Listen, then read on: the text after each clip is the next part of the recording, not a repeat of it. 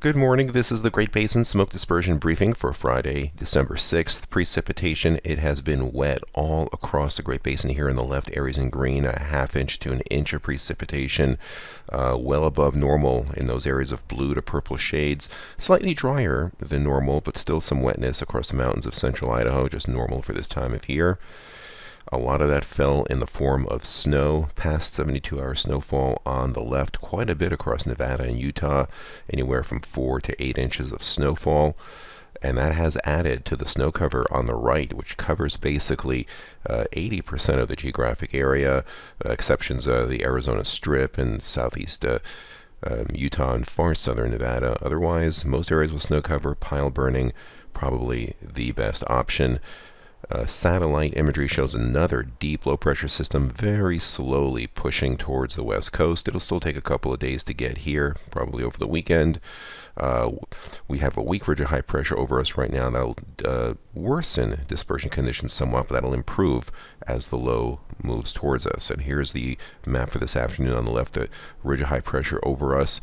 You can see the areas in purple with fairly poor dispersion.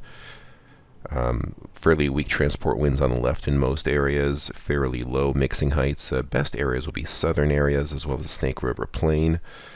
On Saturday, the low pressure trough moves onshore. We'll see the ridge of high pressure break down, better winds. Dispersion still, inversions will still linger for a little bit because of the cloud cover, but we'll see, especially across Nevada, dispersion improve. Better transport flow out of the southwest. We see these enhanced colors, better vertical mixing heights here on the right.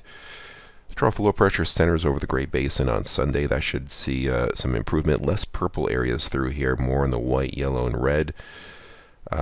Transport winds picking up out of the southwest. Improved mixing heights where you see the areas from green to yellow to orange shades. The Utah Clearing Index shows that trend Friday, Saturday, Sunday as dispersion conditions gradually improve with time. Another round of precipitation for just about the entire Great Basin, heaviest amounts across the higher terrain of Utah, western Wyoming, and parts of Idaho. A lot of that being in the form of snow, at least another 6 to 12 inches. On Monday, high pressure ridge starts to build in across the west coast. We'll still be in a good northwest flow here across the Great Basin, so the further east you go, the better the overall ventilation index. But that dispersion gets worse on Tuesday as high pressure builds overhead.